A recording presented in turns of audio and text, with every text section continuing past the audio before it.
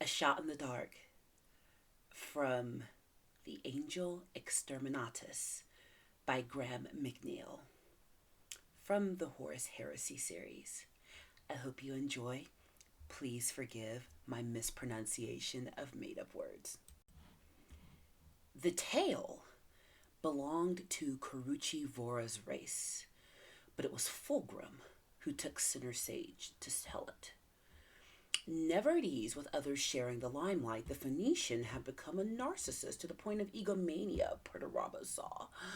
He watched Fulgrim as he circled theatrically, the great actor promenading before delivering his greatest soliloquy.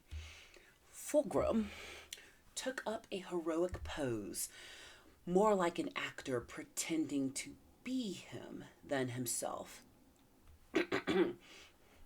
Brothers and sisters, began Fulgrim with a deep bow, I come before you all to tell a tale of forgotten days, of lost empires, and an age of the galaxy before the rise of mankind. We rule now, where an ancient race once claimed dominion. And though it declines to its inevitable doom, there are still remnants of its lost empire's glory in secret places of the galaxy. Listen well, and I will transport you through the mist of time to the last days of this decadent race. Fulgrim's words were delivered with panache and the precise variation in tone to hook the imagination of the audience. To Perturabo's ears, they were needlessly ostentatious and took twice the time to tell as required. Whatever the story to come, Perturabo knew he could tell it with more economy and clarity. But those were two concepts Fulgrim appeared to have left behind in his headlong plunge into whatever obsession was driving him. He stood with his arms folded as Fulgrim stalked the stage like a prowling killer, his pallid flesh and ebony eyes sweeping the crowd as though searching for something. Fulgrim lifted one arm to the sky. We begin in a time before time, when mankind was yet to crawl on his belly from the primordial waters of the muds of the shore. We were not yet worthy to inherit the mantle of gods, for another race claimed that honor, and the universe does not permit more than one pantheon to name itself divine. The children of Acheron they were, wrought from the fiery flesh of their godhead and cast into the galaxy like seeds from a plowman's hand. They called themselves Eldar, and their empires stretched from one side of the Monoceros ring to the other, from Perseus to the farthest reach of Scutum Centaurus. Their empire was mighty and proud, for their gods had granted them the means to travel the length and breadth of their realm in the blink of an eye. The warrior kings Eldanesh and Ulthanesh led their armies in wars of conquest that they saw every foe who dared stand before them brought low. And yet, even with the entirety of the galaxy as their domain, the selfish Eldar were not satisfied. Eldanesh wept for the emptiness of his playground, and Isha, the whore goddess from whose bleeding loins the Eldar had sprung, shed bitter tears that brought fresh life to the galaxy. Her grief was a wellspring of creation that brought many new and wondrous races into being, all for the amusement of her children. an act of such foolish indulgence that it beggars belief. Perturabo watched Carucci, Vora, and Fulgrim spoke, and though his blood was still raised, it was possible to see the effect the storytelling was having upon him. With each pejorative mention of the Eldar, the muscle in Vora's face would twitch, a nervous tic that would have been invisible to any perception save that of a Primarch. Whatever the audience might be feeling towards Fulgrim's tale, Vora was not enjoying it.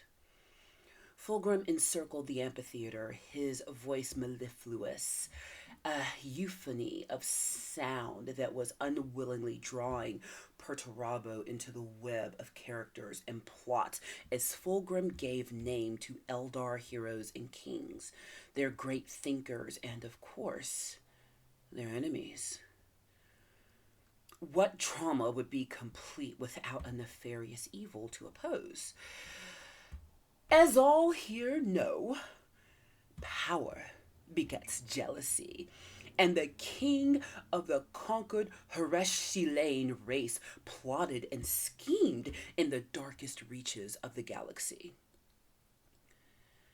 As Fulgrim gave name to this king, he stooped and rubbed his hands together, like a children's tale teller making a pantomime of villainy. The effect was laughable, yet the crowds in the tiers responded with jeers and howls of outrage. Perturabo was dumbfounded at the reaction of his brother's manipulative words were having, yet even he had to confess to a mounting interest in this legendary tale being woven around him.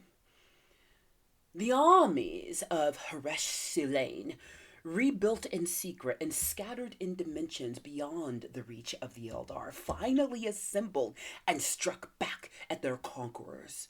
With their king at their head, the Heresh-Silane slaughtered the Eldar by the tens of thousands in battle that left entire regions of the galaxy uninhabitable for millennia. The Eldar were mighty, yes, and their warriors peerless, but the armies of the Heresh-Silane outnumbered the stars. And though each battle saw the dead number in the millions, it was but a drop in the ocean to the full might of their grotesque battle host. Fulgrim had by now unsheathed his sword, and the golden blade drew fresh gasps of astonishment and roars of approval. Fulgrim had spun and leapt like a dancer, yet Perturabo saw the fierce skill in his every move, the lethal grace that had made his brother a matchless swordsman, beyond even the technical ability of Gilliman or the enraged purity of Angron. The Eldar were on the verge of defeat, and the gods wept to see their favorite children so humbled. Once again, Eldanesh cried for his mother goddess to aid him, and she was shamed enough by his pleas to beg her brother husband, the war god Kalei Menshah Cain, to fight alongside the Eldar. Cain refused, for he had ever been jealous of Ashuron's brood and relished the sight of their pain. But when Aisha offered him the sanctity of her once virgin flesh, the war god relented and took what she offered without heed for her life. No sooner had he planted his bloody seed in Aisha's belly than a fiery avatar tore its way from her womb with claws of blood and hunger for destruction beyond even the war god's power to unleash. Perturabo felt the audience's terror at the idea of so monstrous a creature, though what the allegory of legend actually meant in terms of real history was impossible to tell. Aisha's death scream was her war child's birth scream, a battle cry that stilled the very heart of the galaxy in fear and echoes in the hearts of all who will spill blood to this day. The Eldar knew this being as Ma'el Sha'iel Ath-Eran Kia, a name unspoken by their race, but which lives in their withered hearts as gnawing fear. "What does the name mean, brother?" asked Perturabo. "I know the tongue of the Eldar, but those words are unfamiliar to me." Fulgrim paused in the telling of his tale. His face, as brittle as a mask, looked to be on the edge of violence at this interruption.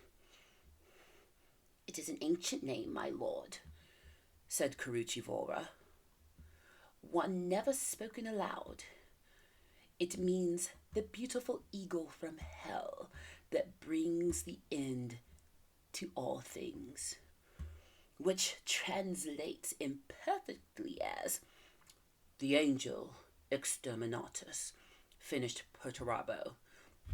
"Then might I continue?" snapped Fulgrim, still in poise on the brink of hostility. Perturabo nodded, and Fulgrim slipped back into the tale as though he had not spoken. "The angel Exterminatus joined the fight against the Haresh Shilane, and mighty were the slaughters it wreaked across the galaxy. Eldanesh welcomed its aid, even as he realized his own cowardice had caused the death of his mother goddess. Ulthanesh was broken by the price they had paid for this newborn creature of destruction, a beautiful creature that inspired love and terror in equal measure.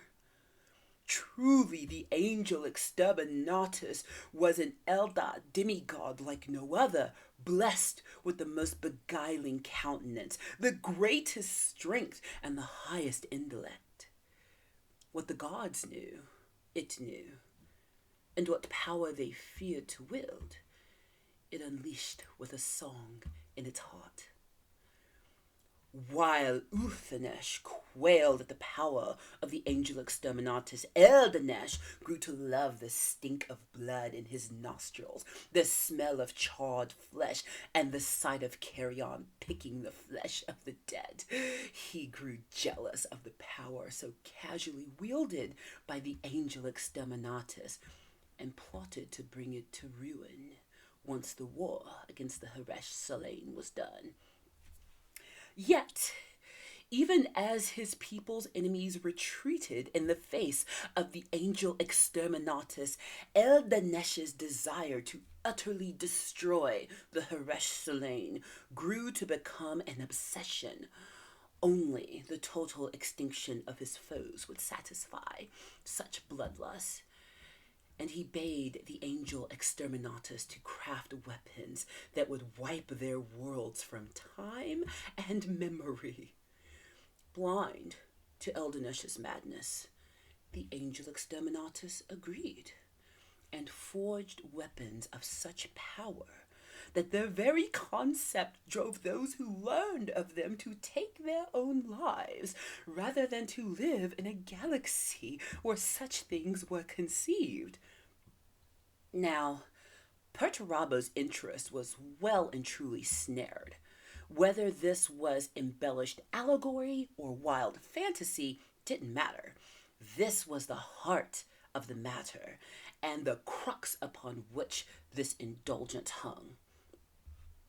To fashion such weapons was little matter, said Fulgrim, and the angel Exterminatus was weakened by their creation, for much of its power was bound into their destructive hearts. Exhausted by its labors, it sank into a great slumber on an ancient battleground, leaving Eldanesh to revel in what it had created.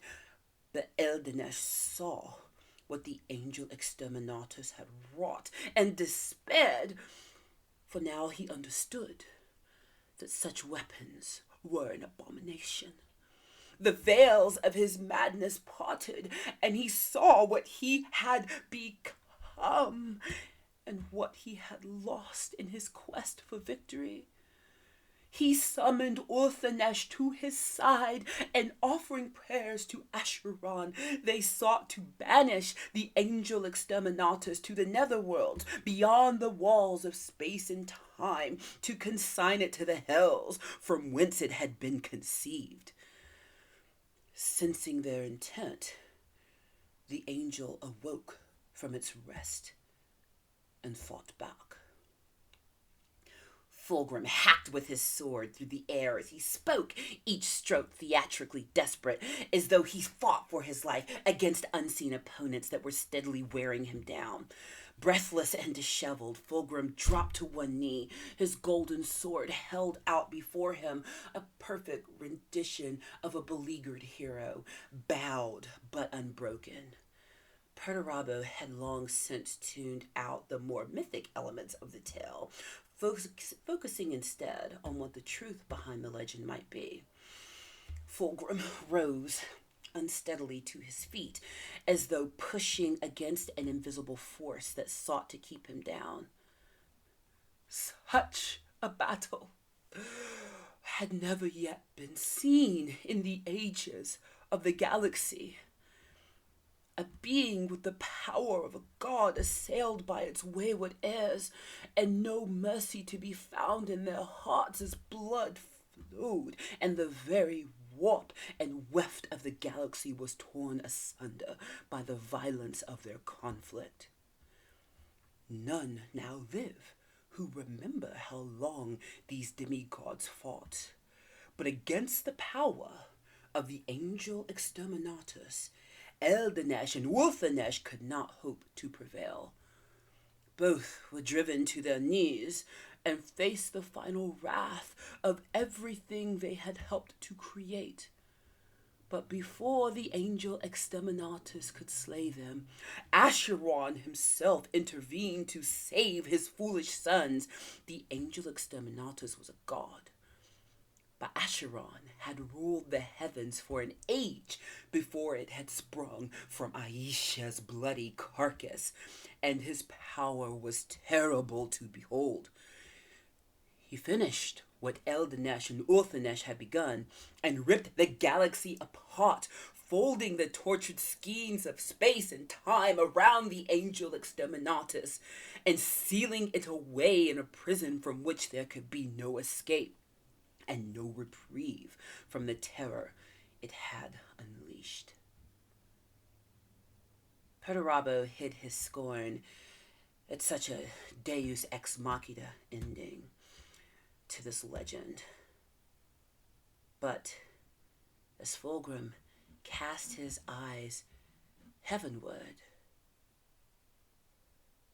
he knew what was coming next.